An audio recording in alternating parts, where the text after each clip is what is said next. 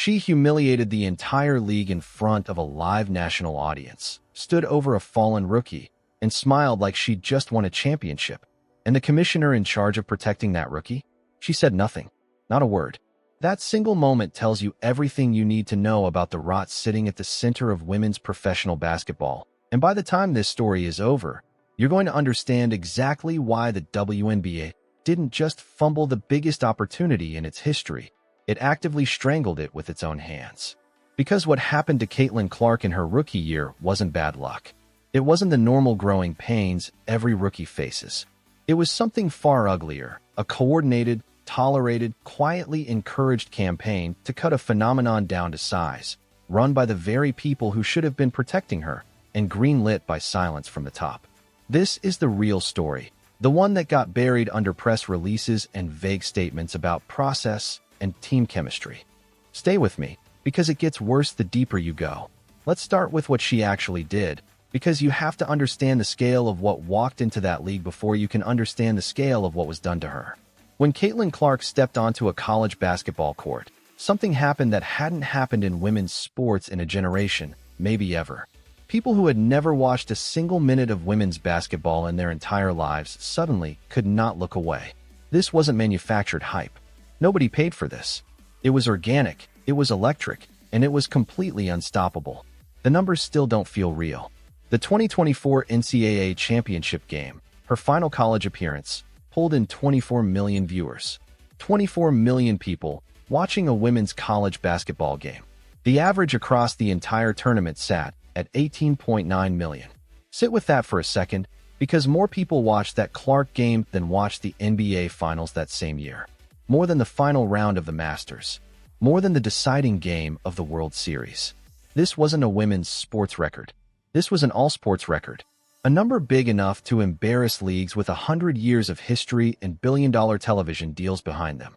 And every single one of those millions of eyeballs was locked onto one person. The logo threes launched from 3 steps behind the arc like it was nothing. The no-look passes that seemed to come from a different dimension of court vision. The swagger. Fearless, borderline reckless. The confidence of someone who believed every single shot was falling before it even left her hand. Old school and brand new at the same time. Audiences don't respond to talent like that. They respond to it like an obsession. So when the Indiana Fever, a franchise that had been basically irrelevant for years, playing in half-empty gyms, scraping for relevance, landed the first overall pick and called her name, everybody felt the shift coming. Her debut on national television became the most-watched WNBA game in over 2 decades. Arenas across the league started scrambling, moving home games against the Fever into full-size NBA stadiums just to handle the demand. Her jersey sold out within an hour of the draft, and it didn't just outsell every other Fever jersey, it outsold the combined jersey sales of every single other player in the entire league. Every one of them. Combined. The league was suddenly forced to have conversations it had avoided for years, like whether players deserved chartered flights instead of getting recognized in commercial airport terminals by mobs of fans. Sponsors who had ignored the WNBA for a decade were suddenly calling. TV executives who used to treat women's basketball as a scheduling afterthought were renegotiating contracts with real urgency. Average viewership for her debut season hit 2.1 million. A number that would have sounded like fantasy 12 months earlier. This was the Clark effect. Real, measurable, historic. The league hadn't just gotten a great player. It had been handed a cultural earthquake, wrapped in sneakers, capable of rewriting the entire trajectory of women's professional sports in America. And that, right there, is exactly where the darkness starts. Because there's a version of this story where the league's veteran players look at what just walked through the door and think, this is the tide that lifts every boat. More viewers means more sponsors. More sponsors means bigger contracts. Bigger contracts means better travel, better facilities, better everything for every single player in the league. The math isn't complicated. It's not even close to complicated. That version of the story did not happen. From the second she stepped onto a professional court, what Clark ran into didn't feel like competition. It felt like a campaign. Not standard rookie hazing. Not the normal veteran toughness every first-year player expects. This was categorically different. Elbows thrown in situations with zero basketball justification. Shoulder checks delivered when she wasn't even part of the play. Knocked to the floor again and again in moments where officials seemed almost reluctant to blow the whistle, like there was an unspoken understanding in the building that this particular player needed to be humbled, and the referees were quietly willing to look the other way while it happened. Then came the moment that made the entire country stop scrolling and pay attention. A nationally televised game against the Chicago Sky. Clark standing near the play, not involved, not defending, just occupying space on the court. Kennedy Carter walks up without warning and delivers a violent shoulder check that sends her crashing to the floor. No ball anywhere nearby. No basketball reason for the contact whatsoever.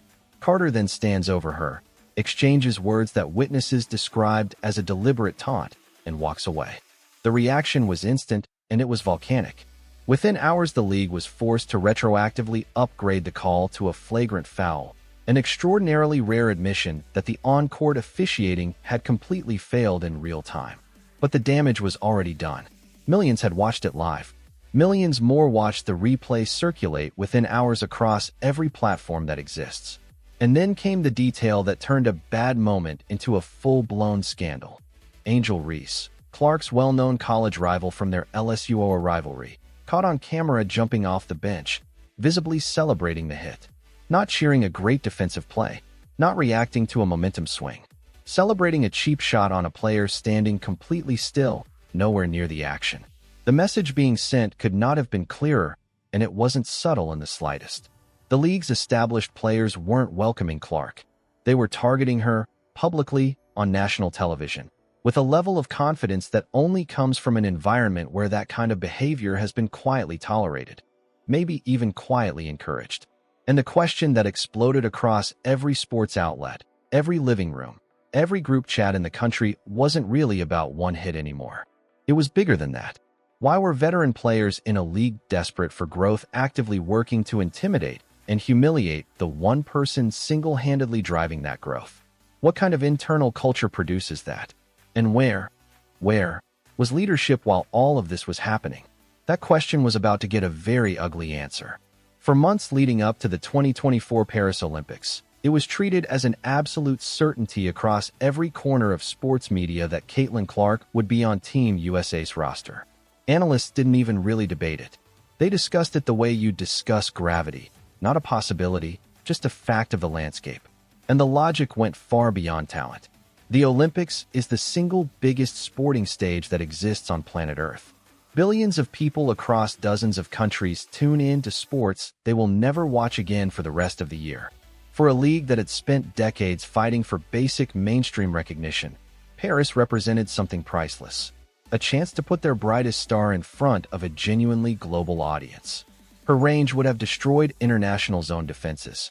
Her name recognition was already crossing borders. NBC, sitting on the Olympic broadcast rights, reportedly could barely contain their excitement at the idea of Clark on that stage.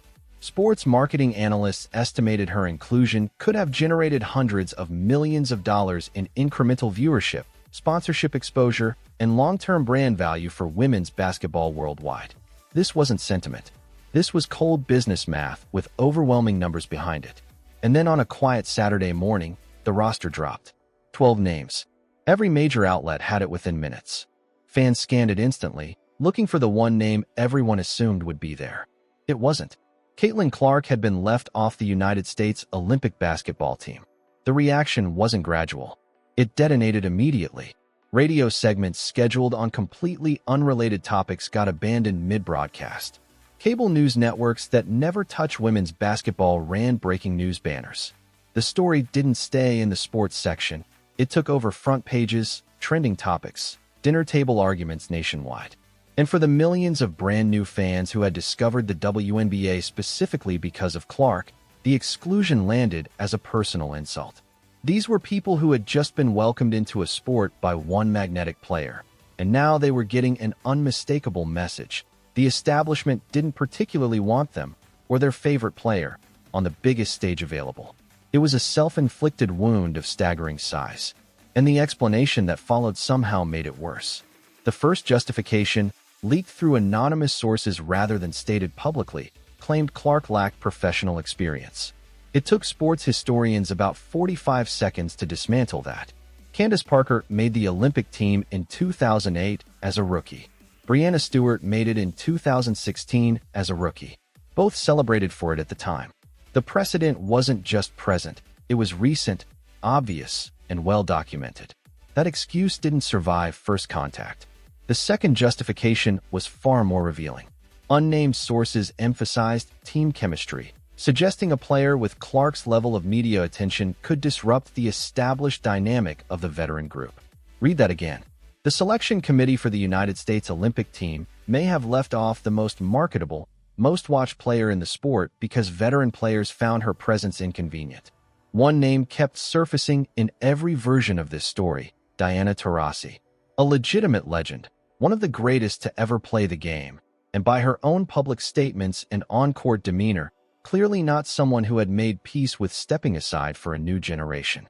Reports suggested her influence carried real weight in the selection process, and that her feelings on Clark's potential inclusion were something less than warm. This is the exact point where the story stops being about basketball and becomes something far more familiar. Power. Legacy. The very human refusal to share a spotlight that's been yours for a long time. The committee was terrified of the media circus Clark would bring to Paris. Terrified of questions about playing time. Terrified of what happens when a coach doesn't play the most famous athlete on the team enough minutes and millions of people notice and react. The easy path was to leave her home and let the anger fade. It didn't fade. It metastasized. Every crisis carries an opportunity for leadership inside it. The defining moments for any organization are almost never the comfortable ones. They're the fires, the controversies that demand someone step up and prove through action, not corporate language, that they understand what's at stake. Kathy Engelbert had exactly that moment sitting right in front of her, and what she chose to do with it will define her legacy as commissioner far more than she ever anticipated.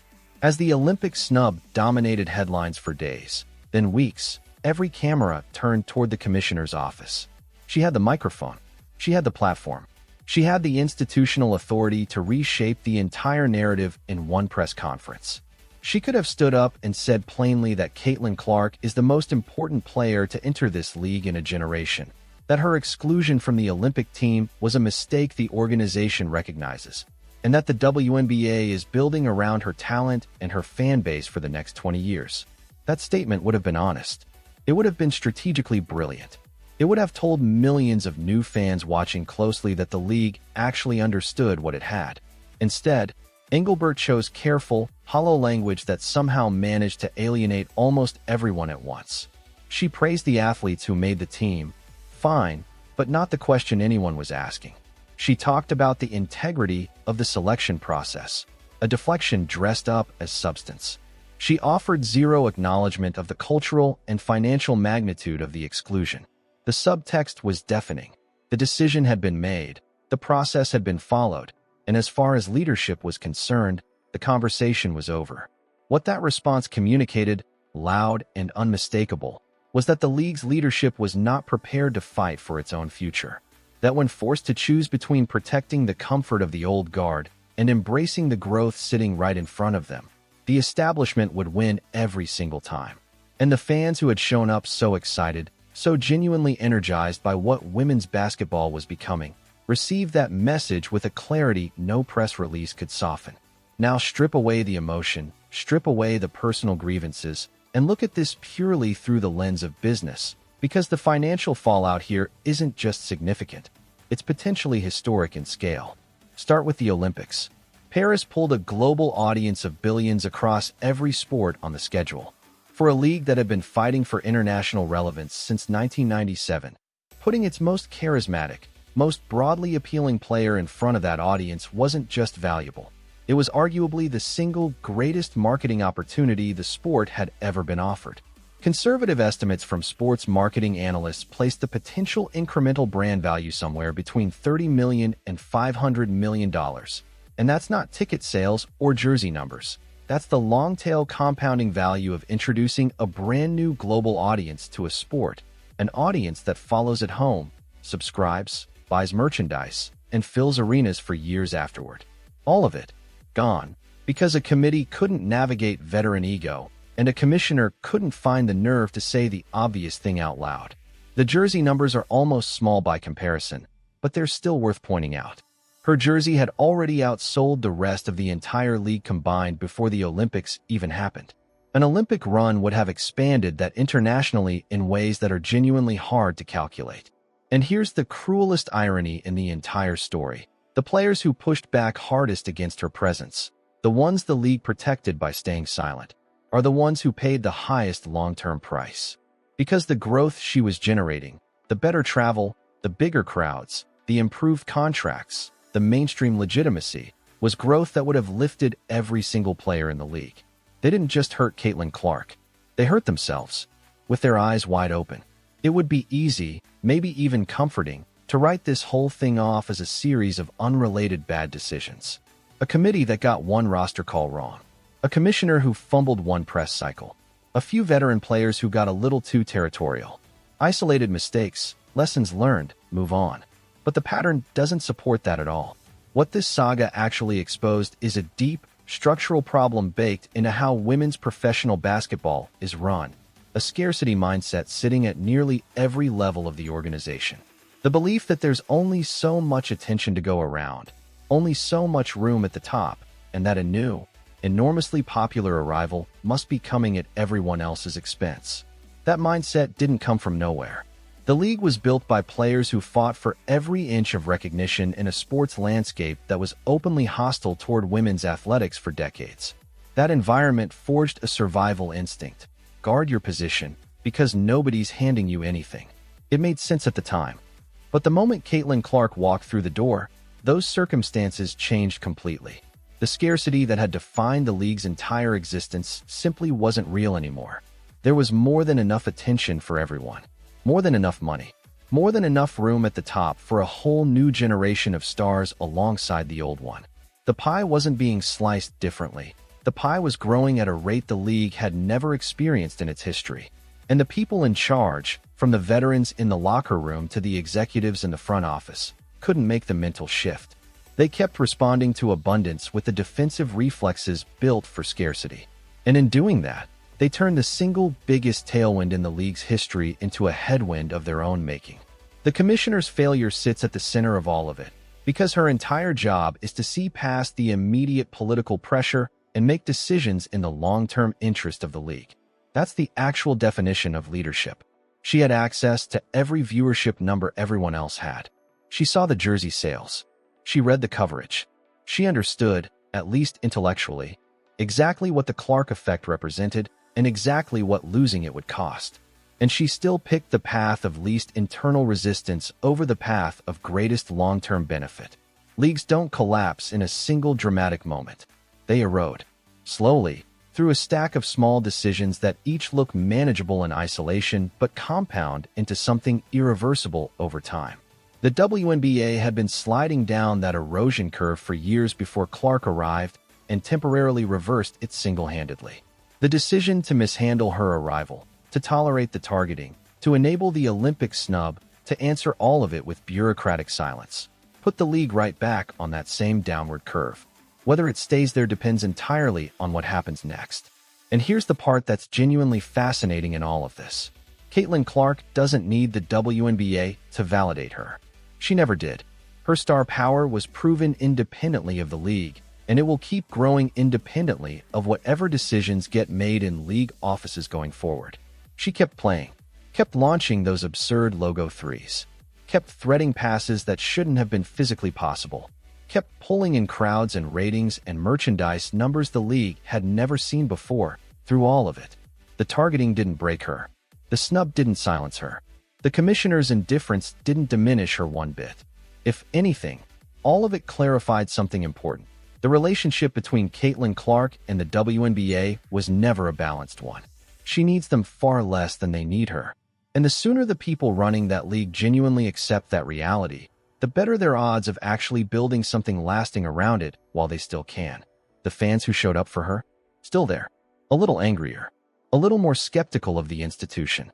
But still watching, still filling seats in buildings that used to echo with the sound of a few hundred scattered fans. Still caring in a way nobody was caring a couple of years earlier. That's a remarkable thing to still have. Honestly, it's a second chance, the kind most struggling institutions never get handed twice. So the real question hanging over women's basketball right now isn't whether Caitlin Clark is going to be fine. She's going to be more than fine. The real question is whether the people entrusted with running her league are capable of the kind of honest, courageous, self-aware leadership that this exact moment is demanding from them. Because here's the part none of the press releases will ever say out loud. The WNBA didn't fail Caitlin Clark. The WNBA failed itself.